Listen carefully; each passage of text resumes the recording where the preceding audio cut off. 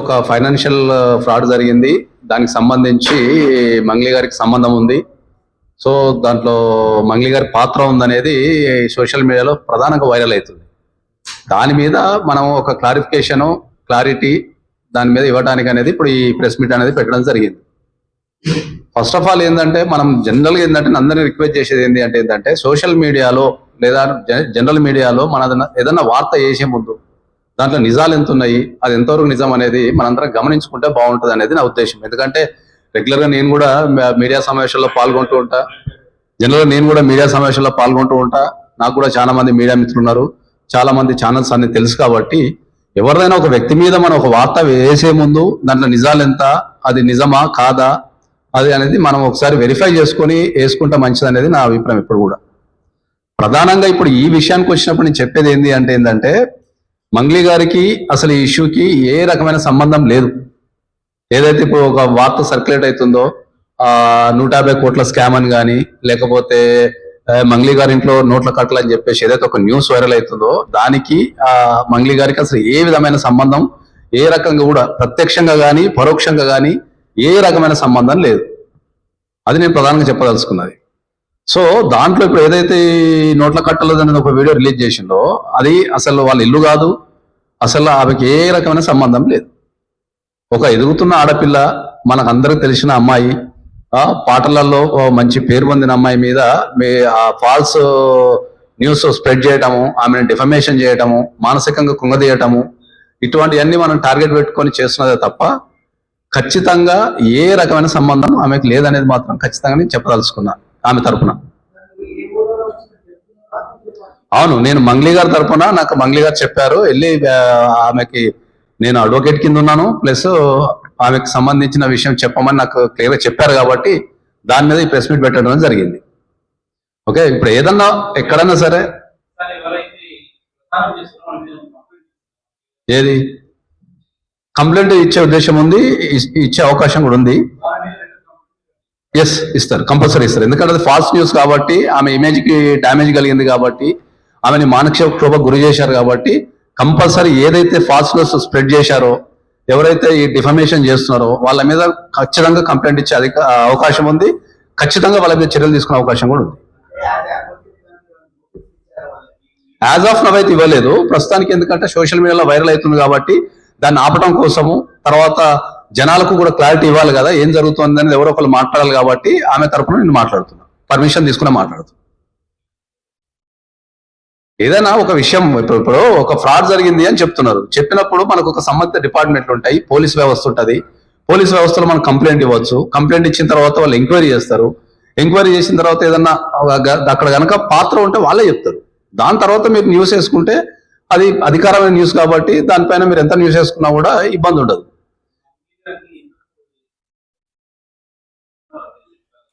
ఎవరన్నా అంటే ఏంటంటే ఇప్పుడు మనకు ఎవరైనా అనుమానాలు అంటే ఏంటంటే ఇప్పుడు ఆమె సెలబ్రిటీ కాబట్టి, ఆమె యాక్టివ్ ఉంటుంది కాబట్టి దానికి సంబంధించి ఇప్పుడు ఏదన్నా జరిగి ఉంటే ఆమెను లాగడం ద్వారా ఏమైనా ఇష్యూ పెద్దగా అయిపోయి ప్రజల నోటీస్ కానీ లేకపోతే ప్రభుత్వాల నోటీస్ కానీ వస్తుందని కానీ, లేకపోతే ఆమెను అడ్డం పెట్టుకోవడం ద్వారా ఇష్యూ ఏమైనా సాల్వ్ చేసుకోవచ్చని కానీ, లేకపోతే ఎవరైనా స్వార్థం కోసం వాళ్ళ స్వార్థం కోసం ఏమైనా చేసి ఉండొచ్చు. ఎందుకు ఏది మంగ్లీ గారికి యాజ్ ఆఫ్ అయితే ఏమి ఇవ్వలేదు, ఇచ్చే అవకాశం ఉంది.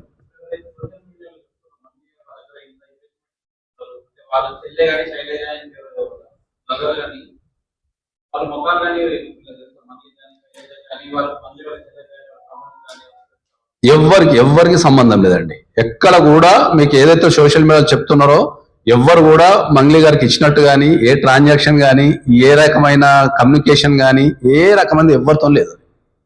ఏది ఉన్నా ఏదన్నా పబ్లిక్ గా ఎక్కడన్నా ఉన్నా ఫోటోలు ఉండొచ్చు తప్ప పర్సనల్ గా ఏ రకమైన కూడా లేదు. ఎక్కడ కూడా సోషల్ మీడియాలో ఎక్కడ కూడా ఎవరు కూడా తీసుకున్న వ్యక్తులు ఎవ్వరు కూడా మంగ్లీ గారి పేరు చెప్పడం అనేది ఇప్పటి వరకు జరగలేదు. ఎవరు చెప్తున్నారు? లేదు లేదు లేదు, ఎక్కడ కూడా లేదు. అది 100% మీరు వెరిఫై చేసుకోవచ్చు, ఎక్కడ కూడా లేదు. లేదు ఏ రకమైన, మళ్ళొకసారి నేను చాలా స్పష్టంగా చెప్పదలుచుకున్నా, మంగ్లీ గారు నాకు చాలా క్లియర్ చెప్పారు, ఆమెకు పాటలు పాడటము, ఈవెంట్స్ చేసుకోవడం తప్ప ఏ రకమైన బిజినెస్లు కానీ, స్కూల్ కానీ, పబ్బు కానీ, ఏ రకమైన వ్యాపకాలు కానీ ఏవి కూడా లేవు. ఎప్పుడు కూడా లేవు, ఫ్యూచర్లో కూడా ఏం లేవు, చాలా స్పష్టంగా చెప్పారు. పాటలు పాడటము, తర్వాత ఈవెంట్ చేసుకోవడం తప్ప అసలు ఏ రకమైన వ్యాపారాలు కానీ దాంట్లో ఇన్వాల్వ్మెంట్ కానీ ప్రత్యక్షంగా కానీ పరోక్షంగా కానీ ఎక్కడ లేదు. సార్ ఇప్పుడు అదే నన్ను పంపించారంటే ఏంటంటే ఇప్పుడు ఒక విషయము, ఇప్పుడు ఆల్రెడీ ఒక న్యూస్ జరుగుతుంది, ఏది పాటకు సంబంధించి. ఓకే, ఇప్పుడు దాని మీద కూడా నేను క్లారిటీ ఇవ్వదలుచుకుని ఏంటంటే, ఇప్పుడు పాట అనేది మనకు ఎవరు రాశారు, చంద్రబోస్ గారు రాశారని చెప్పారు. ఏది ఆస్కార్ అవార్డు గ్రహీత, ఒక ఆస్కార్ అవార్డు గ్రహీత రాసిన పాటని ఆమె యాజ్ ఎ సింగర్ పాడింది.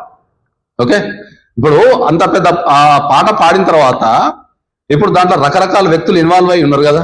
పాట రాసిన వ్యక్తులు ఇన్వాల్వ్ అయి ఉండొచ్చు, పాట పాడిన వ్యక్తులు, ప్రొడ్యూసర్స్, డైరెక్టర్స్, రకరకాల వ్యక్తులు ఇన్వాల్వ్ అయి ఉన్నప్పుడు ఒక మంగ్లీ గారిని ఎందుకు టార్గెట్ చేశారు మరి?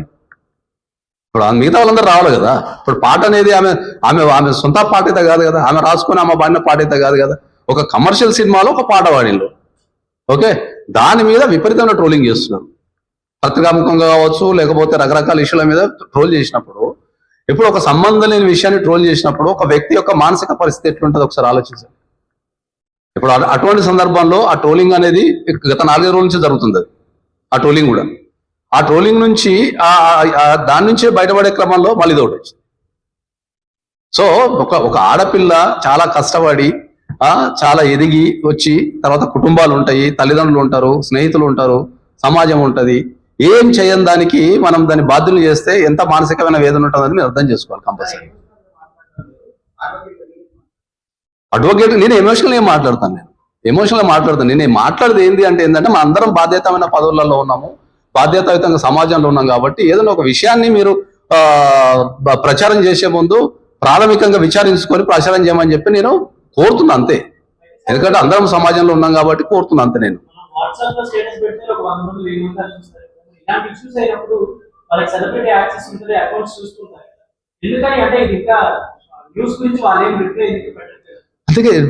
అందుకే వాళ్ళ తరపున నేను వచ్చినా కదా. ఇప్పుడు బీయింగ్ అడ్వకేట్ వాళ్ళ తరపున వచ్చి అందుకే చెప్తున్నా నేను. వాళ్ళు కూడా వచ్చి చెప్తారు, వచ్చే టైంలో ఖచ్చితంగా వచ్చి చెప్తారు. ఆ లోపు ఎక్కువ స్ప్రెడ్ అవుతుంది కాబట్టి, ఇది ప్రజలకు తెలవాల్సిన విషయం ఉంది కాబట్టి ఏమీ సంబంధం లేని వ్యక్తిని సార్ ఎవరైనా కూడా ఇవాళ రేపు మొత్తం మనకు ఎవరికైనా పైసలు ట్రాన్స్ఫర్ చేసినా ఏది చేసినా ఏదైనా ఒక ప్రూఫ్ ఉంటుంది సార్. ఉంటేనే ఏమి ఉండదు కదా. ఏదన్నా మనం చేసినప్పుడు కంపల్సరీ ఏదో ఒక ప్రూఫ్ అయితే పెట్టుకుని తిరుగుతారు కదా. ఇప్పుడు ఈ న్యూస్ అనేది మనకు మధ్యవర్తులు స్ప్రెడ్ చేసేదే తప్ప బాధితులు ఎక్కడైనా చెప్పారా? బాధితులు కలిశారా? లేదు కదా. మధ్యవర్తులు స్ప్రెడ్ చేసి న్యూసే తప్ప పోలీసు వ్యవస్థ ఉంది, మేము వెళ్ళి పోలీసులు కంప్లైంట్ ఇవ్వచ్చు, పోలీసు వాళ్ళు